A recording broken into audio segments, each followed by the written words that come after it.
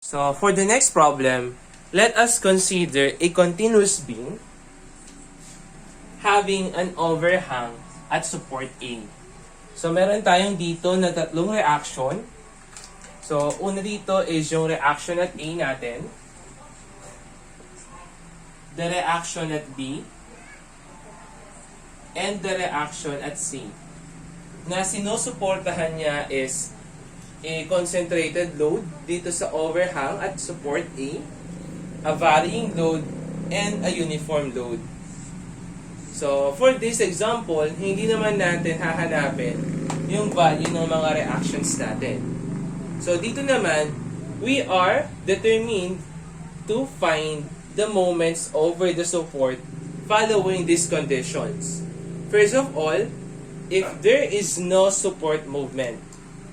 So, yung mga support natin dito, walang settlement na mangyayari sa kanila. So, let's follow yung condition A natin in solving for this beam.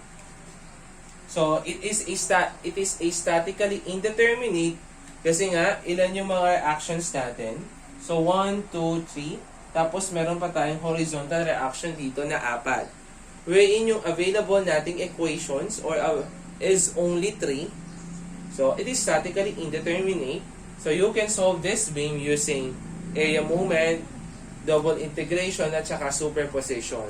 But for this, yung focus natin is yung 3-moment equation. So, letter A, no settlement. So, in using TME, yung gagamitin natin is magko-consider tayo ng tatlong points. So, for this, yung ko-consider nating points is yung A, B, and C. So, consider A, B, C. So, makita naman natin na yung A, B, C natin are both level to each other. So, wala tayong settlement na mangyayari between these points. Kaya yung gagamitin nating equation for the TME is yung simplified form natin. Wherein naka-equate to 0 yung equation natin. So, for this part, since constant din naman yung value ng E natin and yung value ng moment of inertia natin, gamitin natin yung equation na to. MA L1 plus 2MB multiplied by L1 plus L2 plus MC L2 plus yung mga moment factors natin plus yung moment factor natin sa segment BC is equals to 0. So, next step naman yan is we need to determine the values ng MA, MB, ng L1, at saka yung mga moment factor natin. So, for this, let us determine first yung value ng mga moment natin. So, for this, since yung MA natin, so, merong value yung MA natin. Bakit? Kasi meron tayong moment dito. So, mangyayari niyan dito niyan is yung beam natin, kung kukunin natin yung moment at A, so yung tendency is etong 3 kN, ita-transfer natin siya. So, kapag tinransfer natin yung 3 kN dito, yung tendency is magta-transfer tayo ng moment at A. So, at A, so meron tayong moment dyan na mag-a-occur. So, paano ba? So, consider natin yung A natin. So, for this example, meron tayong ano dito. So, nandirito yung segment natin na 1 meter. Tapos, nandirito si A. So, meron tayo dito na 3 kN. So, siyempre, nag-cut tayo ng section dyan. So, mangyayari niyan is magkakaroon tayo dito ng moment at A. So, the value of your moment at A there, since kinonsider natin is left segment, so So that is summation, moment, counterclockwise is positive. So, no? That is clockwise pala. Clockwise is positive. Ay, tama. Clockwise is positive. So, MA is equals to, so yung 3 natin, that is negative, negative 3, multiplied by the moment arm of 1 meter. So, you will have negative 3 kilonewton meter. When kapag sinabi natin negative, so yung ibig sabihin ng yan is concave downward. Since concave downward siya, so yung mangyayari niyan is yung beam natin is i-concave downward niya. So for this part, no, assuming sabihin natin ito yung overhang natin. Siyempre yung rotation, so yung rotation natin dito sa dulo is clockwise para mag-concave downward siya. So, for this example, no, yung rotation niya is clockwise para mag-concave downward. Kasi nag-negative. So, yung rotation niya yan, that is concave downward. So, for the next part, kapag i-consider naman natin yan, since negative nga yung nakuha natin, so, kapag i-consider naman natin yan, yung sa susunod natin na segment, so, mangyayari niyan is, so, ilalagay natin yung 3 kilonewton natin, itatransfer natin siya dito sa point A natin. Itatransfer natin yung 3 kilonewton and at the same time, since meron tayong moment arm dyan, is ilalagay natin yung bending moment natin sa A para mag-isa na lang siya. So, mangyayari niyan, alisin natin yung 3 kilonewton, yung bagong beam natin is yan na. So, meron tayong 3 kilonewton meter na pababa. Tapos, meron tayo dito na concave downward na moment. Kasi gagawin ng moment natin dyan sa point A is i-concave downward niya. Kasi kung application natin dito is counterclockwise, i-concave downward. Kasi dito yung rotation niya is clockwise. So, meaning to say, para mag-cancel siya, kung clockwise dito, dapat counterclockwise dun sa isang segment natin para pag pinagdikit natin yung overhang at saka etong buong beam natin, magzi-zero yung value ng moment natin. So, makakancel lang siya. So, for this part, ginawa natin is minodify natin yung beam natin para makuha natin yung value ng MA natin. So, let's consider, no? So, meron na tayong value ng MA natin, which is negative 3 since nag-concave downward yung beam natin. Next. So, unknown yung value ng MB natin. Tapos, yung value ng MC natin, that is obviously 0 kasi nga exterior support or roller siya. The value of your L1, eto yan, that is 3 meter. The value of your L2 is equal to 2 meter. So, yung pinoproblema na lang natin yan is yung value ng mga moment factor natin. So, for AB, kasi sa AB dun mo kukunin yung 6A1, A1 bar all over L1. So, gamitin na lang natin yung formula natin. So, yung formula natin dyan, kasi kung consider natin is the left part. So, that will become 8W L cubed over 60. So, yung A, the value of your W is 6. The value of your L is 3. Quantity cube all over 16. So, the value of your moment factor is 108 all over 5. Next naman, in computing for the another 3 moment factor, we need to consider segment BC. So, yung segment BC natin, so that is 6A2 B2 bar all over L2 is equals to, since yung consider naman natin dito is the right part, kasi second segment, So, yung formula natin dyan is W L cube all over 4. So, that is 6. Yung L natin, that is 2 cube all over 4. So, the value of your moment factor is 12.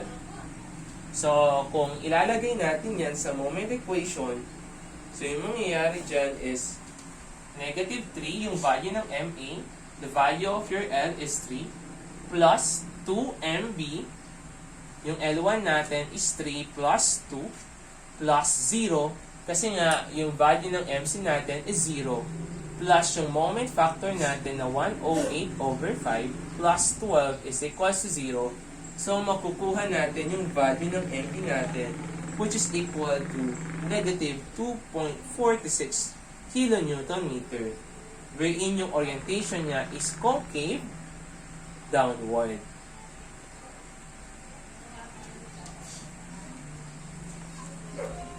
So, next naman is we will going to consider yung eto naman yung moment natin sa A, sa B.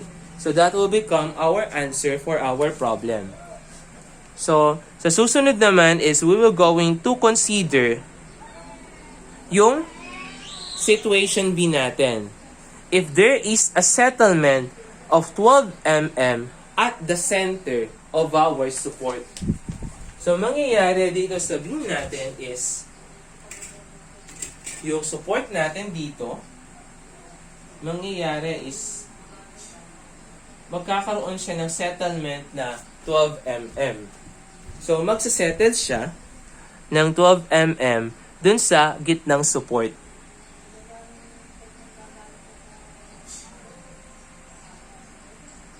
So, let's have a settlement of 12 mm. So, yung support natin na yan, so magsasettle siya dito. Ito yung bagong position ng B natin. So, magsasettle siya dyan. So, mangyayari niyan yung tendency na yung elastic curve natin yan is magiging siyang paganto. Ayan. So, that will become yung elastic curve natin.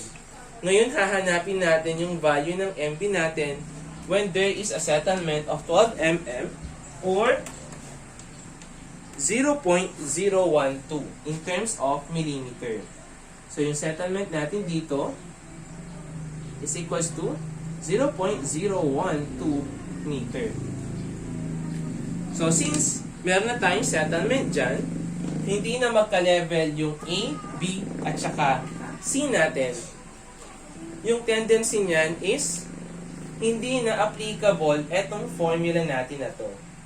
So, mangyayari niyan is hindi na 0 yung value natin dito. So, that will become, so, letter B, there is a settlement of 12 mm. 12 mm settlement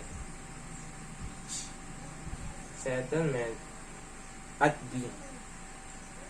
So, yung gagamitin nating equation dyan is MA L1 plus 2MB L1 plus L2 plus MC L2 plus yung mga moment factors natin is equals to 6EI multiplied by the value of your H1.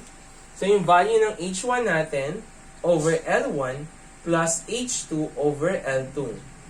Kasi meron na tayong value ng H1 tsaka H2. So, for this one, so yun dapat nating malaman. So, for this beam, so yung tendency, yung magiging reference natin dyan is always yung nasa gitna. Yung nasa gitnang point. So, this will now become our reference. So, from this reference, kung mapapansin ninyo, ano yung value ng H1 natin and ano yung value ng H2 natin. So, since nasa taas ng reference natin yung point A natin, so yung value ng H1 natin is positive. So, yung distance between point B at saka point A, vertically, that is equal to 0.012 meter. Same with the difference between the elevation or the displacement ng point C at saka point B natin, which is equal to positive 0.012 meter. Next naman, same lang naman yung value ng MA natin, value ng MC. Ngayon hahanapin natin yung value ng MP. So for simplicity purpose, no, gagamitin na natin yung value ng E natin. So the value of your E is equals to 200,000 times 10 raised to 3 para maging Newton, kilonewton per meter squared. Kasi nga yung MPa natin, that is megapascal. So that is meganewton per meter squared. So para maging kilonewton, gawin na lang natin siyang times 10 raised to 3 para maging kilonewton per meter squared. Ngayon naman yung I natin, na times 10 times 10 raised to 6 millimeter raised to the 4th. So gawin naman natin siyang meter squared. Meter raised to the 4th. So in every 1,000 mm, meron tayong 1 meter. So raised to the 4th natin. So the value of your R in meters raised to the 4th is 1 times 10 raised to negative 5 meter raised to the 4th. So meron na tayong value ng H1, value ng H2, value ng E at saka value ng I. Therefore, we can solve for the value of our MB using 3-moment equation. So, in solving for the value of your 3-moment equation, so lagay lang natin, no, yung mga values natin. So, the value of your MA, that is negative 3, multiplied by the value of your L1, which is equal to 3, plus 2MB, 3 plus 2, plus the value of your MC, which is equal to 0, plus, since hindi naman nagkaiba yung mga loadings natin, parehas lang yung value ng mga 3 moment factors natin. So that will become 108 over 5 plus 12 plus 6 plus 12 is equals to 6. The value of your E, which is equal to 200,000 times 10 raised to 3 multiplied by the value of your I, which is equal to 1 times 10 raised to negative 5 multiplied by the value of your H1, the positive 0.12 all over 3 plus 0.012 all over 2. So shift solve, you can now calculate for the value of your MB, which is equal to 9.54 kilonewton meter. So since positive yan, so yung natin, magko-concave upward. So that is the value of your MB if there is a settlement of 12 mm at the center of the support